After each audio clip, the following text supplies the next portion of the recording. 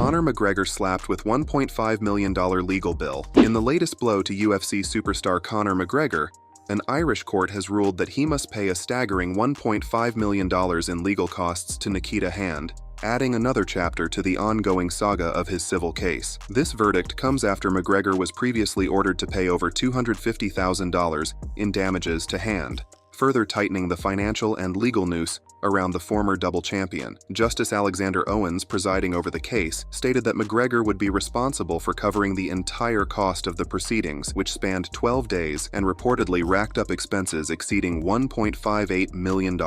According to the Irish Examiner, the judge remarked that it was inevitable McGregor would face such hefty costs, given the circumstances of the case, but the story doesn't end with the financial penalty. Justice Owens took the opportunity to address McGregor's outspoken behavior on social media, where the fighter has repeatedly criticized the court's decision and hinted at plans to appeal the judgment. These public statements, which have been seen as inflammatory and dismissive of the judicial process, may lead to even more trouble for the Irish fighter. The judge described McGregor's actions as highly irresponsible and indicated that he is considering whether to hold the MMA star in contempt of court. Such a charge could bring additional legal consequences, further complicating McGregor's situation. McGregor, known as much for his explosive personality as his in-ring prowess, now faces one of the most expensive battles of his career, and it's not happening inside the octagon. His legal woes are beginning to overshadow his athletic achievements, and fans are left wondering if McGregor's trademark bravado has finally crossed a line he cannot step back from.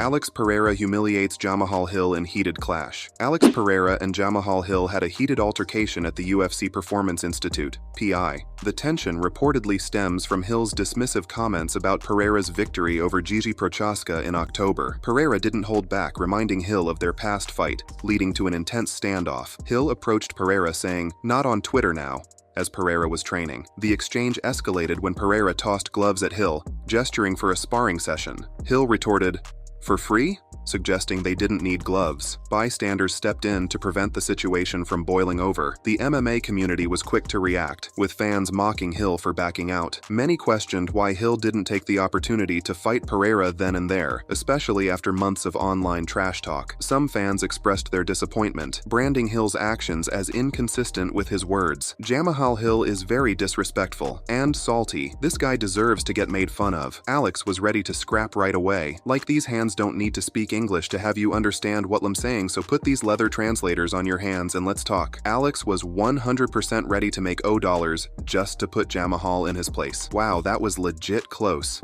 L used to be a fan of this guy. Like, bro, if you're going to get knocked out again, at least make sure there's another check behind it. Let it go. Hill later addressed the situation in a YouTube video. He claimed his decision to avoid a fight at the PI was strategic. "If I hit him there and we start fighting, I risk losing my upcoming fight and getting banned from the PI. Why lose money now when I can make more in a rematch?" Hill also clarified his initial approach, stating it was a mix of playful banter and setting up future business. "I told him we need to run it back. But gloves? Nah, we can throw hands anytime." Pereira brushed off the incident in an interview, emphasizing his focus on upcoming fights. "I'm focused on myself. He should worry about his next fight instead of this." Pereira also posted a clip of the altercation on Twitter, fueling speculation about a potential rematch. Both fighters have upcoming bouts, Hill in January and Pereira against Magomed Ankalaev. If they win, fans might get the highly anticipated rematch Dana White hinted at.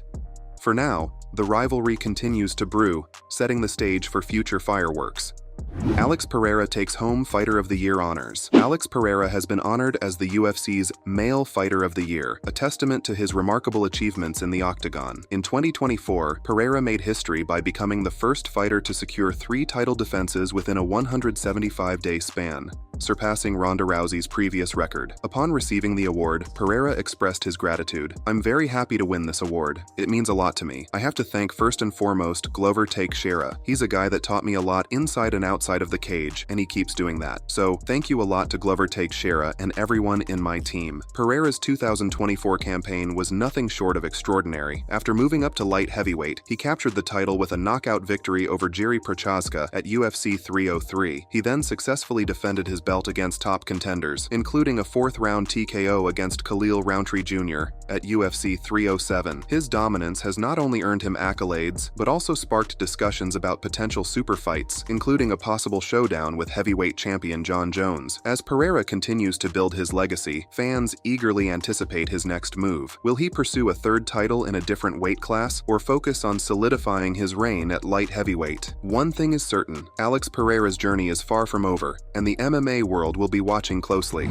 Israel Adesanya predicts Garry will shock Shavkat at UFC 310. Shavkat Rakhmonov might be the betting favorite for UFC 310's co-main event, but Garry has earned the confidence of some big names in the MMA world. After predictions from Bilal Muhammad and Aljamain Sterling backing Garry, Israel Adesanya has joined the chorus of supporters. On his YouTube channel, The Last Stylebender, Adesanya shared his analysis of the fight. The Nomad is a killer, no doubt, but I think Garry gets it done. His striking, distance control, and footwork are slick. If Shavkat wins, it'll likely be by submission, but my pick, metaphorically, is Garry by decision. Adesanya isn't the only former champ weighing in. Max Holloway also praised Garry's striking ability while acknowledging the challenge Rakhmonov brings to the table. Ian is a sniper, man. If Shavkat eats those shots, it might turn into a ground fight, but in this one, it's about who gets hurt first. The other guy will pounce. The fight pits two undefeated stars against each other in what many believe could be a title eliminator. Garry's precision striking will clash with Rakhmonov's grappling and versatility, making this matchup a must-watch. Can Garry rise to the occasion and silence his critics, or will Rakhmonov solidify his place as the next big thing in the division? The answers come Saturday night at UFC 310. Share your predictions in the comments. Darren Till vs. Tommy Fury fight cancelled amid heated controversy. The much-hyped boxing showdown between Darren Till and Tommy Fury, scheduled for January 18th, has been called off. Fury took to Instagram to announce his withdrawal, citing concerns over Till's comments about potentially resorting to MMA tactics if things didn't go his way. In his post, Fury expressed frustration and disappointment. Darren has repeatedly said he would head kick me if he was losing. I'm a professional boxer, and I wanted this to be a proper fight for the fans. I've wasted weeks in training camp, and am now working to find a new opponent. Darren Till wasted no time responding, denying any serious intent behind his remarks. In a fiery video message, he said, "I said I'd kick him as part of mental warfare at the press conference. It's all just tactics. I've been training strictly boxing for 2 years, and haven't thrown a kick in that time. Fury pulled out because he knows I'd outbox him and knock him out flat." Till also accused the Fury family of using intimidation tactics against opponents in the past. "They've bullied people for years, but it didn't work on me. I called it from the start. He was never going to fight me."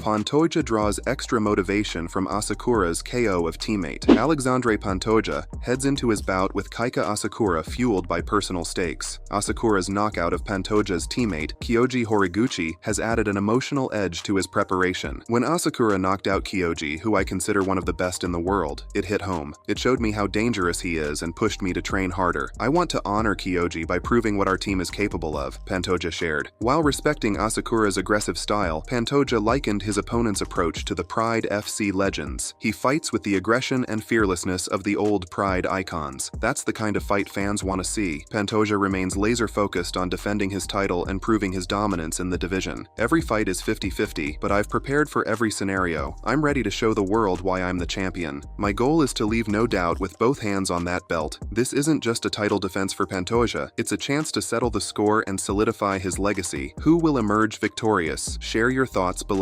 Renato Moicano roasts Michael Chandler over bold Oliveira claim. Renato Moicano isn't one to mince words, and his latest target is Michael Chandler. After Chandler boldly claimed he would beat Charles Oliveira 9 times out of 10, despite losing to him twice, Moicano couldn't resist chiming in with a playful roast and a dose of reality. In a recent interview, Moicano poked fun at Chandler's logic. "I think he's not good at math. How can he say he'd win 9 out of 10 when he's already lost twice? My brother, that doesn't make sense. Maybe 8 out of 10 would make more sense, but even then, I think he just said it to grab headlines."